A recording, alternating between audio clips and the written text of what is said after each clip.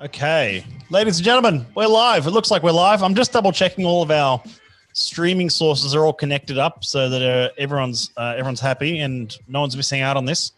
We're live to Facebook group, Facebook page, YouTube, and of course for a small audience here and there on LinkedIn as well. We like going live to as many places at the same time as possible so that no matter what platform you use, you can grab this. Welcome to a new week of live streams. My name is Matt Bailey. I'm the National Ambassador for the Scotch Malt Whisky Society, also Development Director, and I look after a lot of the things that go on in the society, along with, of course, Andrew, our cellar master, and Susie in our office, and Donnell, our lovely accountant. So welcome back to another week of live streams. We're kicking off this week, this Monday night, with what I like to call the most car strength interviewee I think I've had on ever. And surprisingly, I've actually got two car strength people on tonight. So I'd like to welcome Senior H, Junior H, Tim, Louie. Good to see you guys. Thank you so much for joining. Hello, mate. How are you? Good to see you guys. Thanks for joining in. Wow, we're here. We made it. Monday night. It finally came around. This took a bit of planning to get everyone coming along, everything coming up on this one. So I'm just going to make sure that the comments are all coming through as well, which they are, which is great. Let's make sure that's working. Always a few little technical things here and there. Hey, look at that. It works, and there's lots of people watching already, which is great. The Ducketts. Hey, guys. Okay, here we go. Evening from Rob Akers. Double Ducketts, says Mark Teague. And Louie Duckett, who is sitting with us right now, says, never heard of them. No, neither have I. That's right. So let's I want to actually have a chat with you guys to start with a bit of we're 1 minute in and you're already lobbing grenades. Okay. So I want to start with just a bit of a chat about some history, some background, some foundations of where this all came from, and everything like that. So from what I understand, it was in 92, you met the Larks, you met Bill and Lynn, and in 99, you purchased some of their first barrels they were laying down at the time. That's right. I was on the Ben Lomond Ski Field Advisory Committee, and I was looking after environmental issues as I was an environmental consultant. And Lynn and Bill Lark were part owners in the hotel on the mountain. And back then they said they were going to make whiskey, and I said, well, I'm going to drink it. And that's basically how we got together. And I started buying their first releases from that time. And then Bill and Lynn were both working for Highland Holdings, the old HH, the old Sullivan's Cove. And barrels became available for commercial purchase in 1999. And when that happened, I jumped on the bandwagon and bought my first barrel. It was a shocker, but we learned a lot of lessons from that. But it was, so our first barrel was bought in 1999. When you say it was a shocker, you're not referring to Mount Wellington, the Mount Wellington release, are you? No, I'm not. If you remember, we did some whiskey that was called 1 of 3, 2 of 3, 3 of 3. Yeah, that was the shocker. But basically, when the whole industry started in Tasmania, nobody understood barrels. They didn't know that the barrel really needed to be charred. They just bought port barrels and fortified barrels from around Australia. And the first barrel we bought was not charred on the inside. So after 8 years, it was foul. So Bill and I looked at it, and through his direction and also through Lynn Lark, they gave me advice. And one of the things we did, we took that first 300-litre barrel and broke it down into 3 100-litre barrels that were heavily charred port barrels, heavily charred. And that's the way we ended up with 1 of 3, 2 of 3, 3 of 3. And the last one ended up being more or less a 17-year-old whiskey. And it took 9 years to fix it after we realised how bad it was. I remember tasting 1 of 3 with you, and it was sitting decanting in Lark, I think. That's right, yes. Yeah.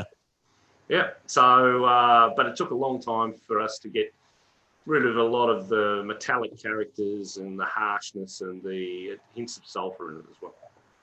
Yeah.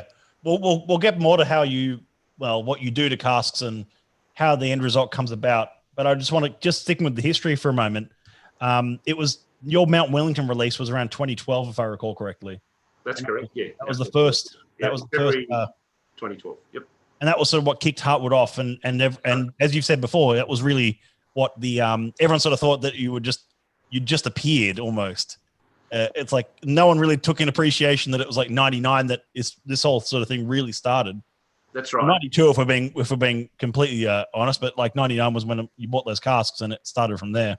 That's right. And so when we had money, because being an environmental consultant, that business supported my habits, you see. So every now and then we'd have a reasonable year. We'd actually buy some barrels, and a lot of barrels were privately owned and purchased from Highland Holdings, and we were able to get a number of those dating from 99 up until 2002. That's when Highland Holdings folded, I believe, and they didn't start reproducing their whiskey, start redistilling whiskey until 2005, and that was in the Tasmania distillery, the TD stage. Because if you remember, the first barrels were HH. Yeah. TDs from 2005 up until 2012, I think, something like that. I was just assumed for a while there that TD just stood for Tim Duckett. No, sorry, I know. So all these barrels have turned up with TD. Oh, it's yours. That's not. Yeah. I mean, for Highland Holdings to fold in 2002, that's a long.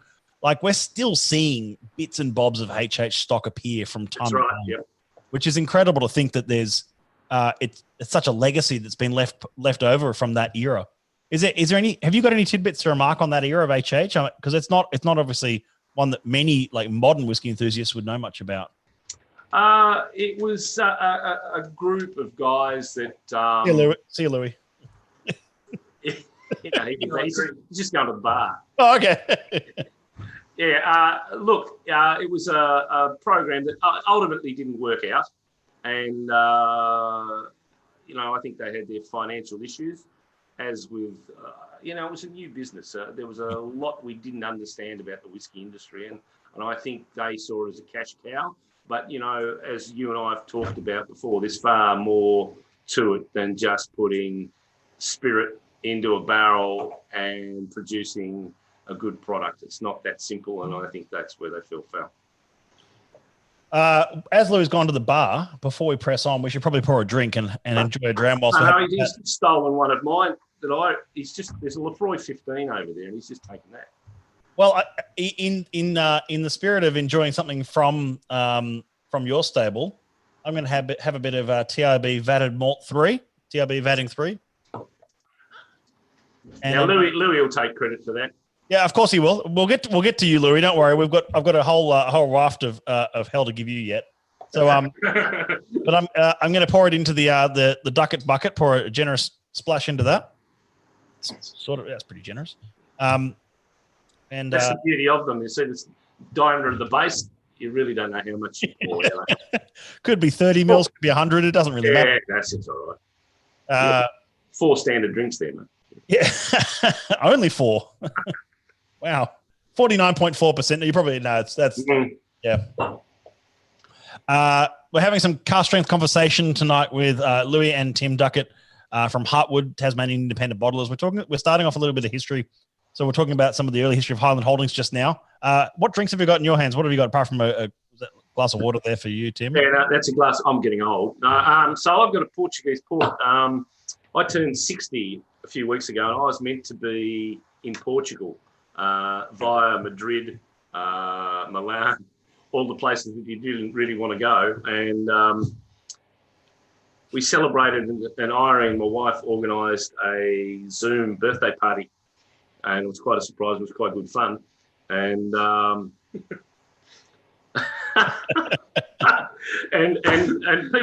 some people gave me Portuguese port. So I got under the dining room table to copy the port cabins of Porto. So I was meant to be there on my birthday, and I was just trying to reproduce those conditions. And yeah, it does look like a dark port like a dark sort of port. This is Portuguese port. Hang on, here we go. Oh, yep. So 1978 Portuguese port. Yes, good. Yep. So that's what I've got there. Now, Louie, you might like to show just Lefroy 15. Yeah. Nothing too fancy. But he knows it's my favourite, and he's grabbed it while I'm pinned down here behind the camera. Well, if he's drunk all his whiskey, he needs to get someone else's, right? That's how it works. My shelf's actually looking pretty bare. Yeah, no, sure. Yeah, takes a bit of a caning. Yes. Last couple of weeks, definitely. Yeah. So also, so let's just going back to that early history of Heartwood, especially. So when Mount Wellington came out, I'm just keen to know, like, what was the reaction to that? I mean, it was like 62 point something%, if I recall. Yeah, 2.5, I think it was. Yep. I mean, this is, again, we're talking 2012, which doesn't sound that long ago. But, I mean, in whiskey years, that's bloody ages. It's kind of like 8 years is not a long time, but 8 years is also a very long time in whiskey, and, like, how the market responds to these kind of things. The cask strength whiskies, they took off because, our cask strength whiskies seem to be of a significantly higher percentage than those in Scotland. And so when we started producing things at 62, 65, 66, 70, there was that was novel, and it was different. And I think that was gave us the initial success. I mean, if I went back to make some of those whiskies again, I would do it differently. But they're high ABV, and their uniqueness being Australian, I think, was something that took the attention of the market. Mm. Yeah. And then my second memory of Heartwood was Vat Out of Hell. Yes. Which was still in 700ml format, and it was a vatted malt, if you like. That's right, and I think that was the first one we did. I mean, and as you know, not every barrel is great. Yeah. And I know we talk about in Tasmania single cask whiskies. 1 in 10 is actually really good. The others have all got flaws, and so basically, wow, you have to. Yeah, okay. No. I don't disagree with you on that. You don't disagree with me. I know you don't. And we've often had conversations, don't we, particularly over and you look for flaws in a whiskey, and one whiskey will complement another, like a bourbon cask. They quite often have a beautiful nose, but they finish quite short. Mm. You add those, you give it body with a good sherry cask or a good port cask, and sometimes you can make a great whiskey. And the Vat Out of Hell is one of my favourites. It did smack you in the face because it was quite strong, and some people see that as a flaw, but there are a lot of other characteristics within it that I really, really enjoy.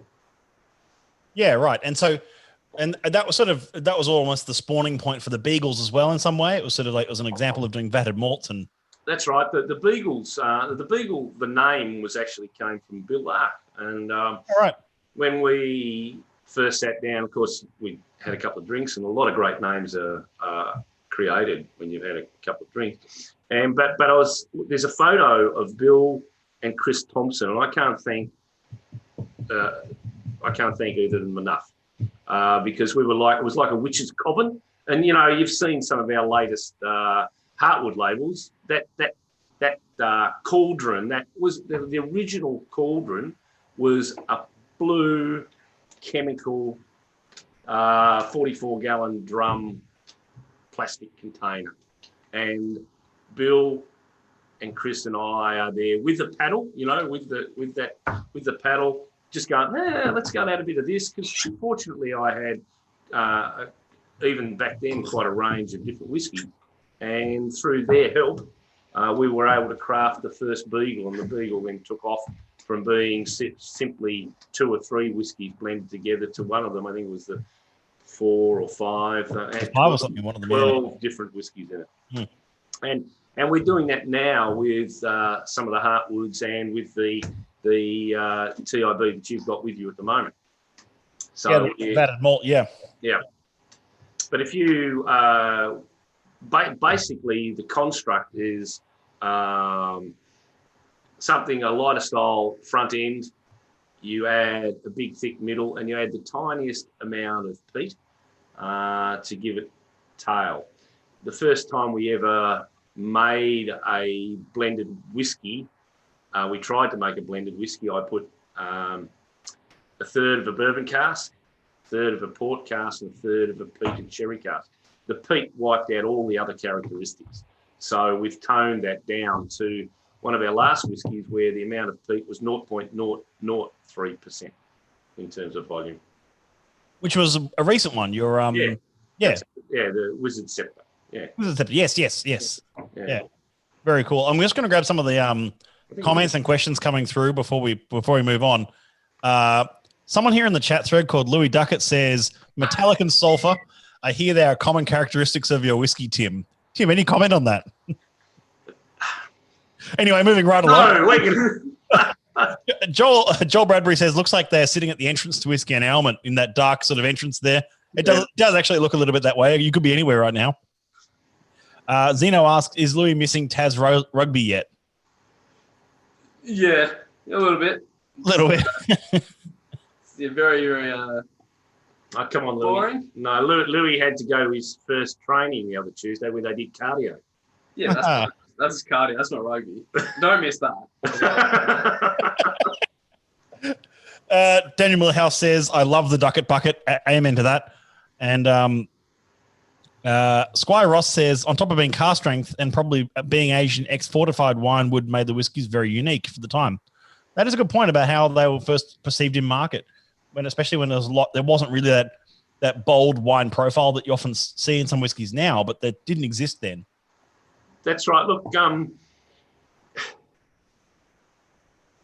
our characteristics, the characteristics of our wines are generally, you would say, unique to Australia, and I think they've also contributed to our whiskies, making them even another level of uniqueness, if you can say that. And not only are there our conditions, but then there are the regions that, we've got sherry barrels from the Hunter, and we've got sherry barrels from the Barossa and port from the Barossa, and Muscat and Tokay from Rutherglen. So not only do we have something that's typically Australian, those regions are quite well separated geographically, and they are unique in themselves. So we've got lots of things that are contribute to the quality of our whiskies to make them different.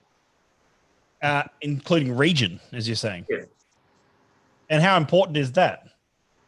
How important? The characteristics of some of the old McWilliams sherries from the Hunter are certainly different from those that are around the Barossa and in South Australia. So would you say that regionality is important then in whiskey, in Australian whiskey, or? Say that again, sorry? Would you say that regionality is important then in Australian whiskey? Yes, in Australian whiskey. Remove from that the discussion we just had on wine, but the regionality, yes, it is, I believe, even in Tasmania, some of our, how the ABV of our whiskies goes up with time in the Hobart region. Yep. There are parts of Tasmania where that doesn't occur. In the more humid, cooler climates, it appears as though the ABV, but we've still only got, 28 years of history, and we're still learning so much about Tasmania. There are far more questions than answers, but it appears that some of the areas, even within Tasmania, that ABV is not going up to the same extent that it does in the Hobart area, which has hotter, drier summer days. Now I'm going to delve into some other history as well. You've been a society member for, I can't remember how many years, a long time. 1378 is my number.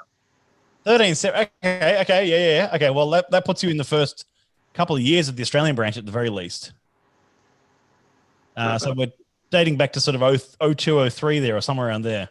Yeah, that'd be right. Yeah. Okay. And as a result, I actually want to share some photos for those watching along. Are they embarrassing? Yes, very. Don't worry, very embarrassing. No, they're not embarrassing at all. It's fine. Sure. Here we go. I was filling me with confidence. So I'll share these for everyone at home. This is just to show some of Tim's history with the society. Hey, Aaron, hey. Here we go. This is a photo that was taken in 2010. So 10 years ago. You haven't aged a day, by the way, just for the record. Oh, that's in the dinosaur room. That was the Yeah, Whiskey Champs. Yeah. Yeah. So that's the 2010 Whiskey Champs there. Yep. And a very baby-faced Tony Chapman behind you. Yeah, cool. And Shane to your left. Yeah, Shane, he beat me on the day too by one. Yeah. It was his Springbank jacket that did it. And then and then we go, some more recent history. That's 2015. So there's you and I in 2015. That was at the Oak Barrel Whiskey Fair. Yep. Of course, I'm the one who's aged in this case. And then there's you and I again. This is last year. So I'll have a comparison for you. Oh dear. Yeah, yes. It gets worse from this time on, doesn't it? Yeah, no, we won't share any more than that. I think there's only one or two more. Oh, actually, no, there is one more photo I can share, but I'll do that later on. It's one that I sent you. Yeah, the one you just sent me. Yeah. There you go. Okay. No, we can save that one for another time. Maybe not tonight. Okay.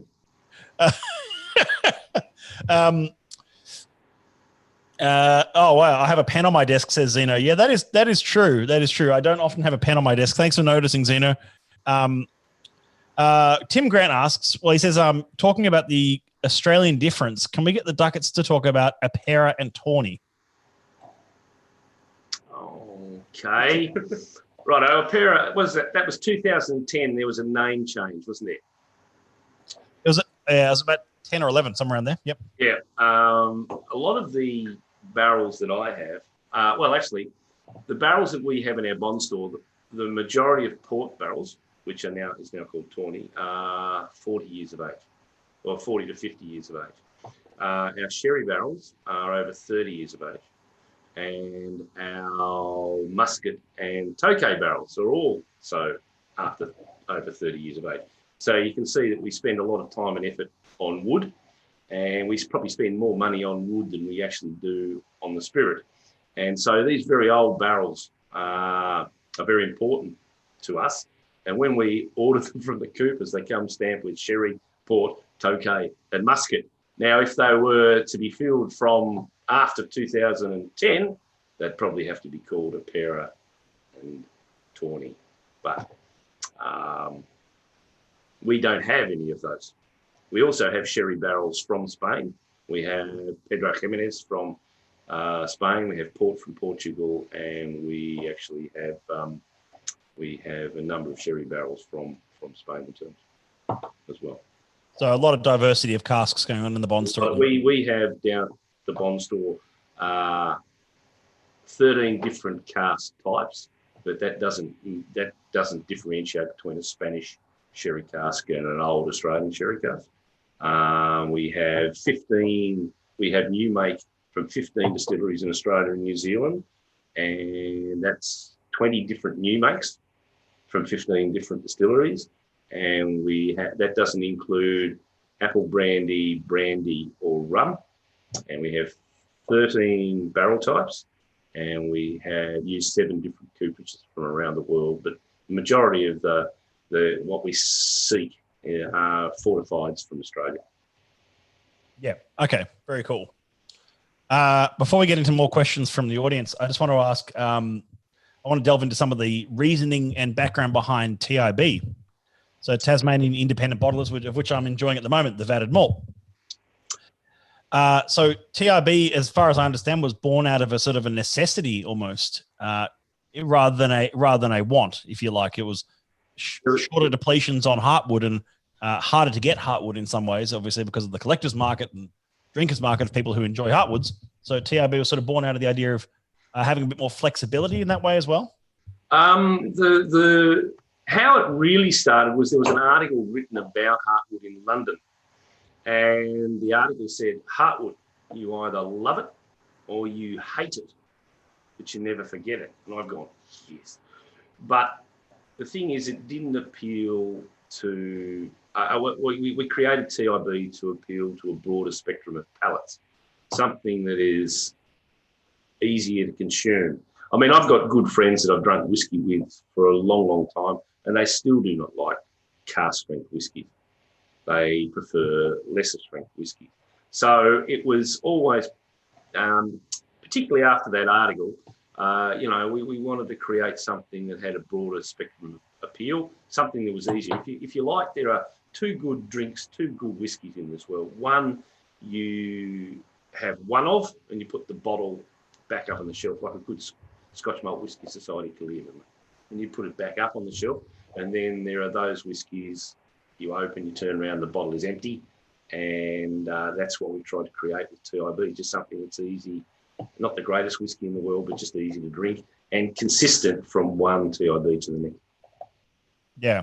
So it's a matter of sort of fun whiskies that you can, fun and accessible whiskies that they're not sort of kind of thing you put on the shelf and come back to maybe in a year's time or a month's time or something. That's right. Yeah. Yes. And have you found that it's given you a bit more flexibility in what you're doing with it? Because it's not, I find that maybe sometimes with Heartwood, there's almost an expectation of what a Heartwood should be these days.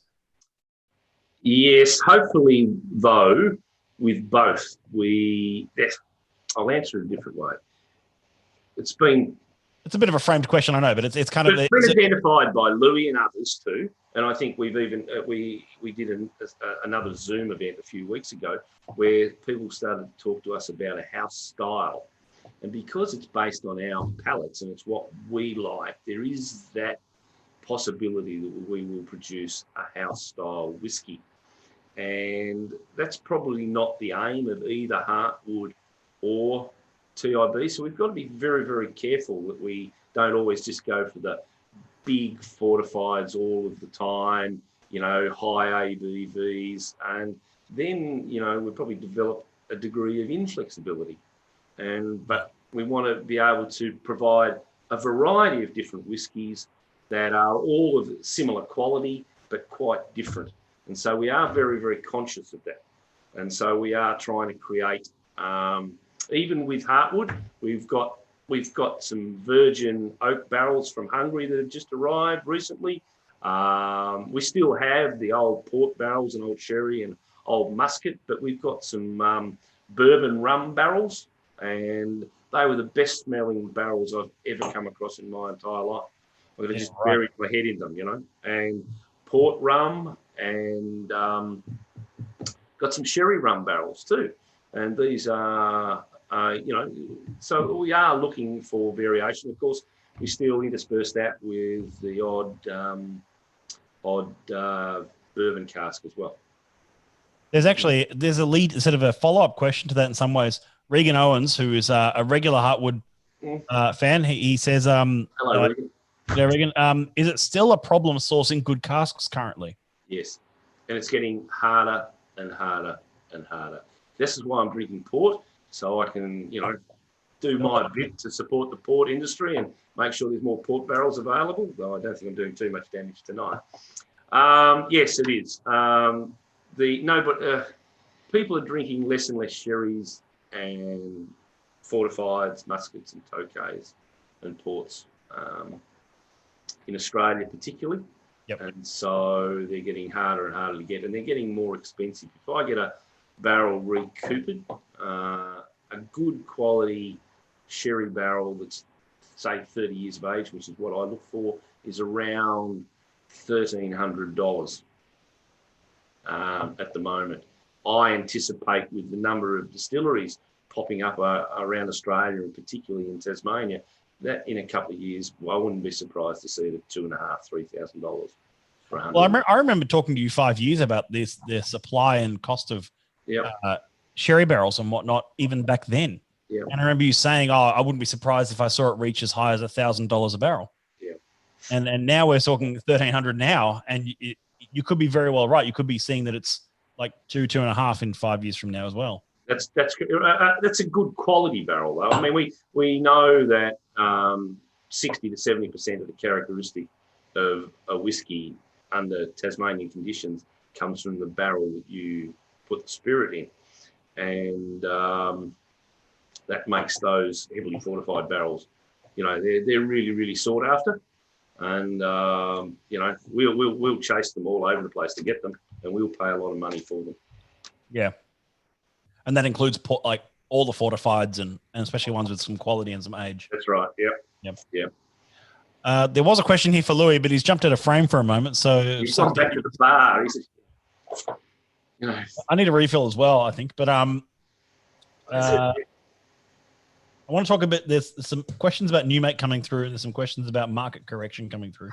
Yep. But we'll get to that. So yeah, the question about casks we just covered off there. It's the question for Louie was how much what's your involvement look like these days, and where's your involvement? What's your involvement in TIB and Heartwood in general look like at the moment? I'm going to just say one thing there. Here we go.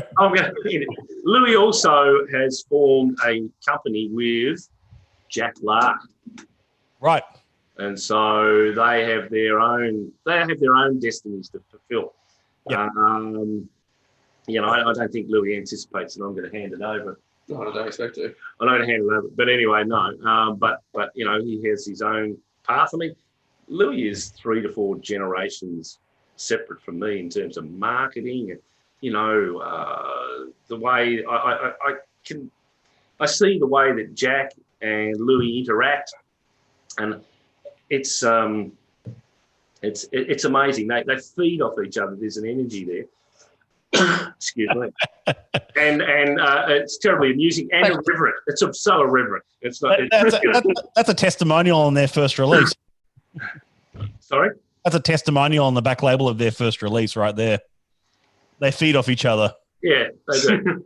Yeah. So, anyway, no, Louie. Each other. So what was the question again?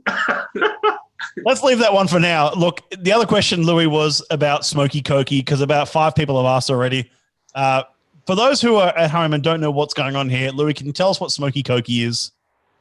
Oh, well, barrels. I mean, the Smoky Cokey cask. Sorry, I should say. Yeah, well, if you don't know what a Smoky Cokey is, it was Coke and peated whiskey, and then how did it all start? I think it was a drunk night in Sydney after one of the whiskey fairs. Seamus and I just going on about. Show that photo, mate. Seamus. Yeah, I've got a photo of Seamus that is well worth showing. Don't worry.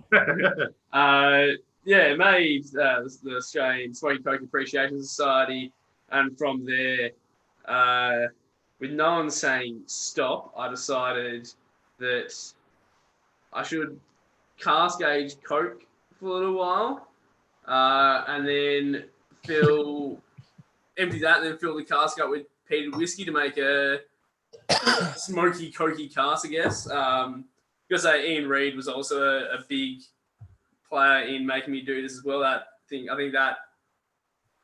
was drinking at Gold Bar, and then the next day I ended up buying 50 litres of Coke just because why not? $2 a litre. Yeah, $2 a litre on special for the 2 litre. No, it was $1 a litre because they were the $2 bottles. Did you go with original Coke, or was it like LA Ice Cola? No, original Coke. Original Coke for the first batch. Filled up a cask and then kept that in there for 3 months over summer. It was an experiment. I thought the barrel was going to dissolve because Coke is quite nasty stuff, but it didn't. So filled it with peated spirit. It's been there for 3 months now. It's pretty tasty at the moment. Quite good. Sweet, quite peaty. Filled with Adam's peated spirit. And since then I filled 3 more 100 litre casks with Coke. One with Coke, one with vanilla Coke, and one with post-mix. Post-mix? The post-mix syrup that I got, watered it down and put in those barrels there. Yikes. But the vanilla Coke is into a bourbon cask, of course. Of course, yeah. Rich vanilla, yeah. Okay, that sounds cool. Okay. Super interesting on the nose, that one. They're my three big casks.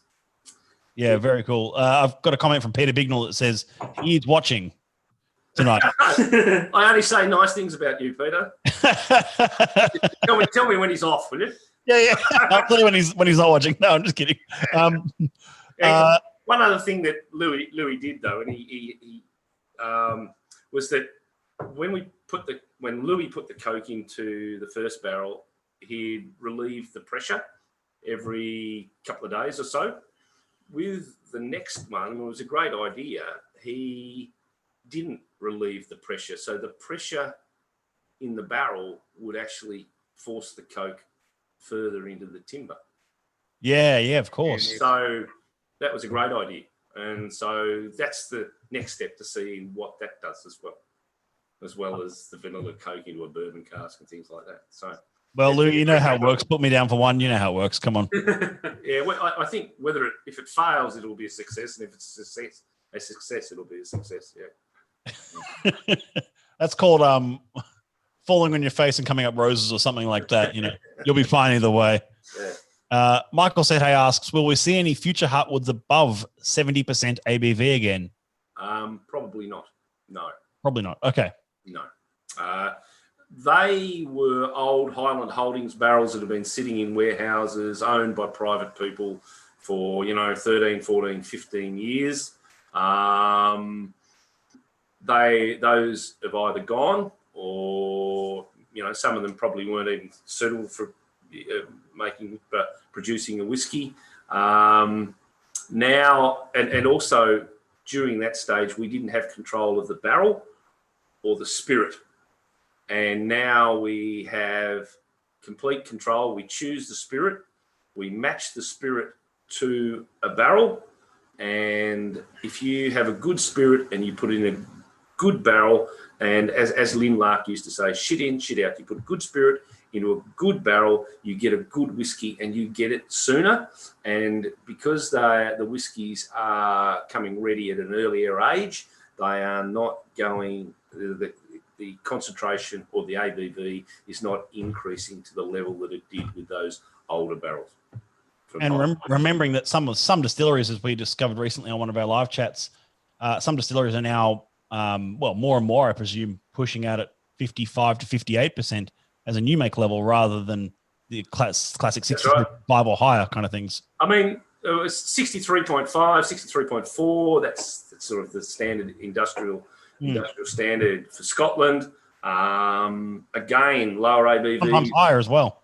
Yeah, and lower ABV. In Belgium, the Belgian ale was filled at 72%. And we again still don't know what our conditions do. We've talked about this. We had a day this summer where it was 40 odd degrees, and within 12 hours we've dropped about 25. We dropped what was one day we had 10 degrees in 10 minutes. Yeah, and so our conditions are unique. And we're still learning about those. We don't know. We don't have all the answers. And I mean, the Scottish and the Irish have been at it for 400 years. Yeah, 400 plus years, and that's what you're saying. The modern Tasmanian industry is 28 years old, and it's there's still as you said, there's more questions than answers at the moment. Yep, we're still learning stuff every day. And speaking about new make, though, I mean, you're sourcing from a lot of different. You got a lot of makes. How many makes do you have on hand at the moment? There'll be 20 different new makes we have used. Yeah, wow. 15 different distilleries. And what? It's a bit of a broad question, but what have you seen change in the 20 plus years you've been involved now? Like that, seeing that the change in the industry in terms of the quality of make coming out of Tasmania and the output as well. Okay, there's two ways to answer that. The first is that, as I said, we're still learning, but we are learning, and so a lot of the things that Peter Bignell and Bill Lark and Casey and I use, we've learnt since the start of the industry, and we've applied those to make better whiskies. The other issue that we have, though, is, and again, it's something you and I have talked about, is the sheer number of distilleries we have, particularly in Tasmania, and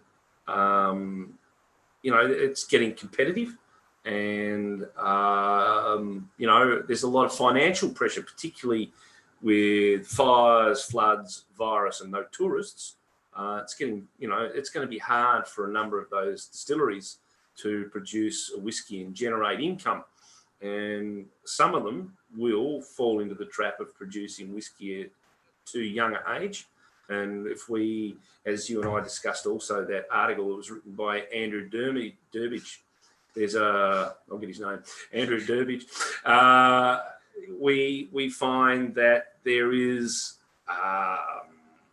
it's a negative. There's a characteristic that is starting to creep into a lot of the new whiskies that are being produced in Australia, and that's that tannic wood, and some is related to the smaller casks. Some it's related to higher summer temperatures in the northern states.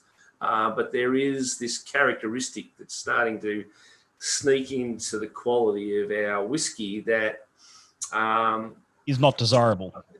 Yes, I was going to be more subtle than that, but yeah, not desirable. No, you don't have to be. It's okay. I can be blunt. Okay.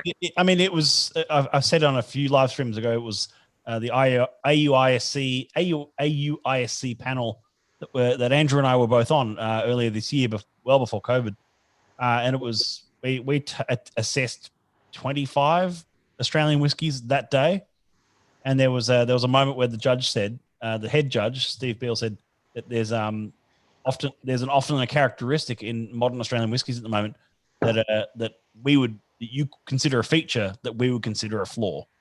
That's right. And that's obviously a problem that's appearing in spirit, but also in cask. Yes. And a lot of it is driven by economics. They want we have a definition of a whiskey. It's got to be in oak for 2 years. Let's put it in smaller barrel. It'll mature more quickly. And unfortunately, a lot of people are getting it wrong. And it's similar to going and sucking on the fence post out the back. And that's a line I've heard you use before, the sucking on a fence post whiskies. Yes. Yeah. Get a bit overly tannic, a little bit overly hot, and basically the opposite of this vatted malt that I've just been enjoying. I might pour another. Because what we do, we deliberately look at our whiskies for tannin, and if we do find that they start to produce tannin, we will stop the process. We'll decant them, and we'll probably put them in another barrel. A lot of people say, does that pick up more tannin? No, that quite often the sugars in the other barrels seem to either chemically alter or physically mask the tannin characteristic. And so quite often we're shifting whiskey from one barrel to another to get rid of some of those characteristics, or at least hide them. So it's a matter of sort of, as you say, sort of beating the spirit a bit, having a bit of fun with it, moving it around, different climates, different casks, to eliminate those undesirable characteristics. That's right. Yep. And, I think a lot of the newer distilleries too, they forget that one of the things that goes into making whiskey is time. And you can't hurry it. Don't try and pump it out. But a lot of them are under financial pressure. So if they're under financial pressure, they are going to sneak some out that are probably. And if you start to produce a good quality whiskey and then the quality drops away, you damage your brand. You damage your name. So if the first few releases are really good, but then it drops off, sort of thing. Yep, unless they're an older distillery that's got a lot of stock, so they can got a lot of they're more consistent in the product. You've got to be consistent with what you produce, and so people can rely on it. They know anybody purchasing your whiskey, they know that it's going to be a consistent drink each time, and they don't. It's not like a lucky dip. No, especially at the price a lot of them command. That's correct. Making that kind of lucky dip is not the kind of $200-$300 decision that most people want to make. That's exactly right. Yeah. Now, speaking of distilleries in Tasmania, on that topic, again, dialing back to sort of 99, 2002 kind of era, there was 5, 6 operating. 2002. One or two, wasn't it? And then you had Sullivan's Cove and Lark. They were still quite small. Maybe 3 or 4. Peter, was Casey 2002? Casey was 02. Peter Bingle 2005 or something. Was that right? I'd have to check. So there wouldn't have been around that time. Not that many. No. Now we're looking. I had a chat to Todd at Destination Cellars today, and I thought there was 56, 57 by the end of the year, and 46 of those are trying to be commercial, but then he pointed out it was over 60. Yeah, wow. Year, and there are 5 or 6 new ones in the Greater Hobart area, and So think of it like this though. It's like so how many is it in Tasmania then? We're sort of like 65 by the end of this year or something. Well, there'll be. I don't know. It's a moving feast. I was told of 3 and the 3 new ones in the last 3 days that I didn't even know were up and running. And we've also got, I think Todd said something like 12 independent bottlers as well. Yeah, well, I'm going to get to that. But it was the thing that fascinates me is that from 5 to 65 in 20 years. Yep. And a lot of that has been in the last 5 years. Yep. What does that look like on a supply level of resource, but also on a market level of shelf space and capturing the attention and story of people wanting to discover Tassie whiskey? The shelf space is getting very, very crowded. You've got outlets now turning people away because they just haven't got physical room, particularly for the gins that are being produced. Gin was being produced in Tasmania just to give them cash flow, give people cash flow, to allow them to produce whiskey. But there are so many gins out there at the moment too that the shelves are extremely crowded. And the marketplace, particularly if you're establishing, you do not have a name or you do not have a reputation, to be brutally honest, it's going to be very, very difficult for those new distilleries that are releasing and starting up at the moment. Very difficult. Yep. In terms of resource as well, like access to barley, casks, water. Well, I think there should be more barley available in Australia soon. Well, yeah. That's okay. News. There you go. There you go. So that's not a problem. Not to put a political point too far there, but that's true. So that won't be a problem. Just going back to Bill Lark was the one that first started to suggest that the barrel would be a limiting factor. The quality of the barrels would be a limiting factor. A lot of people will go, again, they've got this financial pressure, so they're going to buy cheaper barrels. That I won't cross the street for a wine barrel, yet that a lot of people would disagree with me. We've talked about second fills too. So, well, on that point of second fills, I want to get your comment on this because there was a comment today. What's that? I'm not saying who they're from. I tried 5 second fills today. And I didn't. Anyway, look, Mark Arroway says that $1,300 barrel, that sherry barrel that we're talking about before, and it's an example that you source. How many times would you fill that barrel with whiskey? Is his question. Okay, once. Right? Once. So second fills, and I won't go into the history of it, but based on experience, second fills for me are a complete failure. You can use them as vessels, right, to hold spirit, but they do not give you, they do not mellow out the spirit. They do not give you middle palate. They're often hot and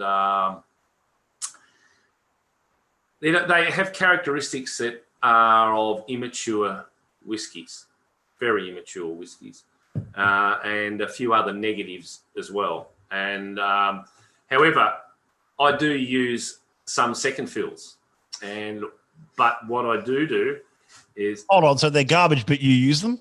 Yes. Okay. So if I get barrels that still have good timber, good quality thick staves, I will get them recoopered, and then, as you know, you've seen, we have a recipe that we mix and put into those barrels, and we leave those barrels in our bond store with this mix in them for about 3 years before we reuse them. And one secret that I'll share with everybody here tonight is we only put peated new make spirit in those barrels, and that gives us an extra dimension in that middle palate that is lacking with a normal second fill. Very cool. Yeah, there's a secret. Okay. That's a secret, guys. You heard it here first to SMWS members. It's not really a secret. I tell everybody, so it's not really a secret at all. Tony Chapman writes. Hello, mate. Hey, mate. referring to Tim, he writes, that guy is responsible for me living in a garbage bin. But wow, I have drunk some fine Heartwoods. That's all right. Well, the Monty Python guys, they used to live in a road, so they were happy. And Marco Grezar says, you live in a garbage bin? Luxury. We live in a shoebox in the middle of the road. Okay. It's just started. And then Seamus Carroll says, I live in a hole in the middle of the road. Yes. And Louie Duckett says, I hear Dan Woolley loves gin. Okay, before this turns into a total mess, there's a couple of big questions I still want to ask. And Joel Bradbury writes, hashtag team refill. Boom. You know what, Joel, you see, refills can work, and they work, and they work great in Scotch whiskey. But in Tasmanian whiskey, as Tim was just saying, it's a different climate, it's a different setup, it's a different cask regime, it's different wood. And Gary Hun says, awesome, more peated whiskey coming. That's true. And more hashtag team refills coming through. Joel Bradbury asks, are those second fill casks then used as the finishing touch on other whiskies? No. No. We will produce peated whiskies out of those, and then that'll be the end of those barrels. After they've been used twice, we will ship them out, and we're already starting to ship some out for vinegar, maturation, some will go to beer. Yep. But that's it. That's their life done. 2 uses. But that's only the good quality ones. Quite often I'll send a barrel up to a cooperage, and they'll come back and say it's not worth making into a, it's the staves are too thin, or it's got a crack or whatever, and they just go the way of smoking our meat out on the barbie. Okay. Yeah. Good firewood at that point. Yeah, that's it. Yeah. Peter Bignell says that second fill barrels work well with Belgrove rye, especially ex-Heartwood. Boom. Yeah, no, they do. No, rye whiskey is a totally different beast. We did 2 rye whiskies that originated from Peter Bignell, and they behaved so much more. They were so different from malt whiskey, so different. Yeah. Yeah. I'm getting hassled here. I'm getting heckled by my family. Yeah. Louie's all right. My wife's into me over there too. Lots of people saying they're writing that down now about your peated whiskey here. That's very exciting. Very exciting. Yeah. Okay. So there was something that we want to touch on as well tonight before we'll get to the last few questions and call it about the future of groups, whiskey clubs. As we said earlier, you've been a member of the Scotch Malt Whisky Society for a long time. I've been a long time Heartwood fan. And where do you see the future? As you said, even just before, you hinted that there's something like even a dozen independent bottlers now around Australia. Australian independent bottlers. Where do you see the future of this sort of side of the trade looking like at the moment? I think it's difficult to predict the next 2 months. I think will give us an indication what the new norm will be. So it's a very difficult question to answer at the moment. I think there will be a market correction, and it'll probably be sooner than I originally anticipated, though we did predict it, of course. But we did already start seeing that correction happening during that. Well, even before and just after the release of your market correction release. Yep. We started to see that happening, and I started to see. I'll name them. It's fine. And there was a Corowa release that was 99 suddenly, and I think products like I said before, Starwood Twofold sort of changed the game a bit for Australian whiskey. And as from what I hear, Lark are about to do the same with their new blend. That's correct. Yep. So I think, traditionally, even though it's not been that long a time, traditionally for Australian whiskey, they were quite high quality, quite expensive, yet people are starting to produce high quality whiskies, and the price is going to come down. And so I think that's one thing we will see. The price will come down on a lot of whiskies, and they'll become more commercial, and the companies that are growing, will probably position themselves either to compete with those from Scotland if they can, or they will position themselves to be sold. And so we will see a change in the market. But I think a lot of it too is driven by the consumer, and I think they do realise that a lot of the Australian whiskies, for what they are way too expensive, and they will guide the industry based on their wallet, really. I think, as I said, if you want to maintain a high price, you've got to maintain the quality, and if you do not maintain the quality, you cannot get the high price. You're not going to be able to maintain that price point, no. And that's obviously going to be a challenge for the whole trade, but not just for independent bottlers and clubs, but for the distilleries as well.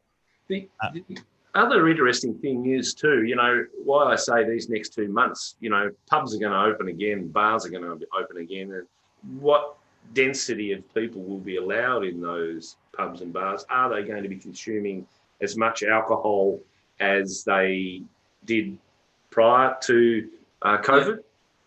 Yeah. It's just you. Yeah. Louie will clear them out, don't worry. Yeah, no, you'll be right. I'll carry the state. Yeah, so, and I think if that's the case, we might see cheaper whiskies from outside of Australia coming in, making the market more competitive. But it's just a space to watch, That's just the New World whiskey market is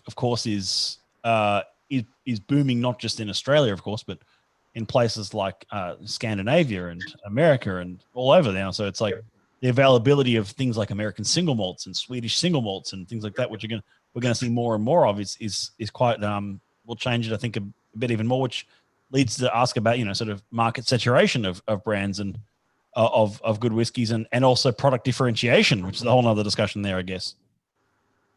Yes. I got nothing more to say to that bit. No, that's all right. That was sort of dropped you in on that one. Yeah. I'll grab some of these last questions before we call it a night. There's heaps coming in here. Louie Duckett is going to be an ambassador for Skinny Girl Margarita brand. That's excellent. Excellent. Good to hear. Good to hear. Peter Bignell says, watch this space when it comes to cheaper Australian whiskey. So Peter's working on something there, it looks like. There you go, from Regan Owens and Peter. And Tony Chapman says, Marco, when I say garbage bin, I meant discarded yogurt tub. We used to dream of living in a shoebox.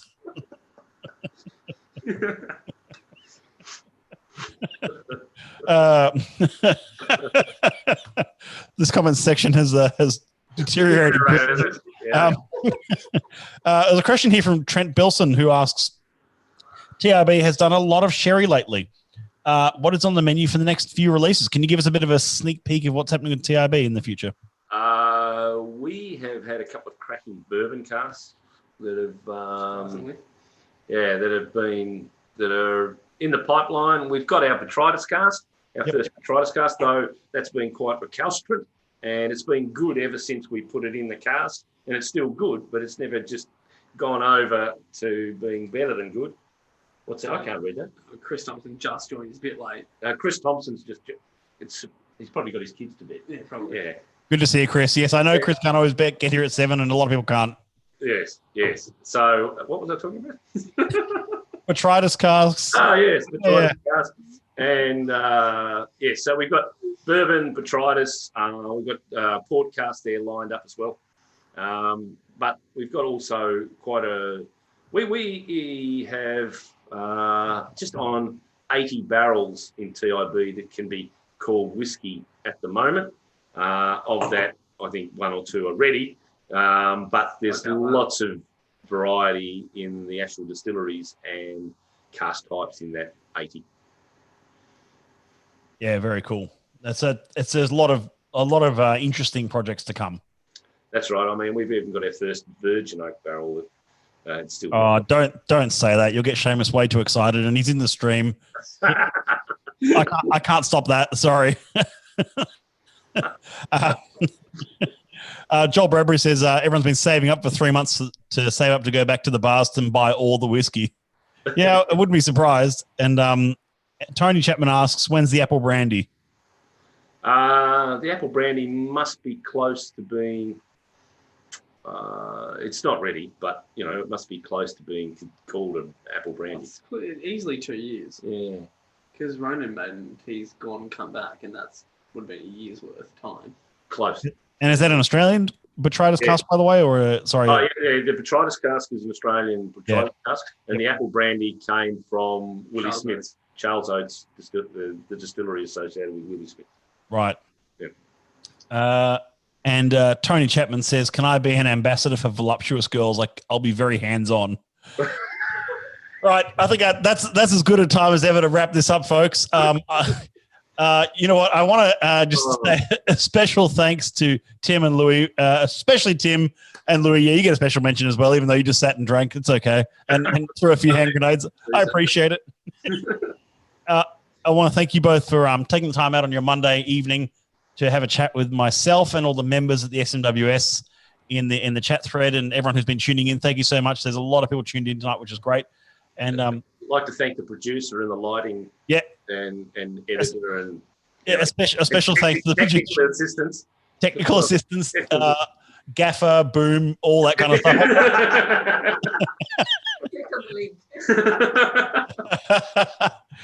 It's been an honor and a privilege, and always great to talk to you guys. Thank you so much. And I'll just let all of our members know, of course, that the live streams continue throughout the week. We have an evening talking about Kalila tomorrow night, and then Wednesday night we have a special session talking about the marketing of spirits, the marketing of whiskey with Mark Little, who's the marketing manager for Campari Australia.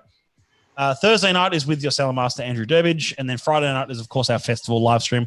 Thank you again, Tim, Louie. Thank you so much for being on tonight. Pleasure. Absolute pleasure. Don't go anywhere. We'll catch you all soon, everyone. And we'll see you tomorrow night. Cheers. And please, big shout out to the Ducketts in the comment threads. And we'll see you soon. Thanks, everyone.